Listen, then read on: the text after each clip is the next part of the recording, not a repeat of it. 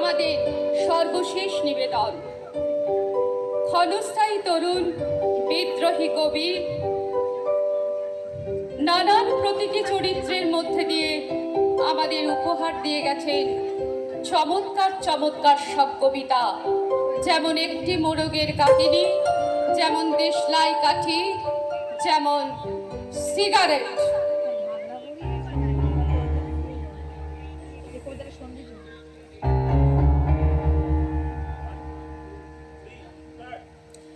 আমরা সিগারেট, তোমরা আমাদের বাঁচতে দাও না কেন? আমাদের কেন নিঃশেষ করো পুড়িয়ে? কেন এত স্বল্পস্থায়ী আমাদের আয়ু? মানবতার কোন দোহাই তোমরা পারবে? আমাদের দাম বড় কম এই পৃথিবীতে, তাই কি তোমরা আমাদের শোষণ করো? বিলাসের সামগ্রী হিসেবে কেন পুড়িয়ে? তোমাদের শোষণের টানে আমরা ছাই হই।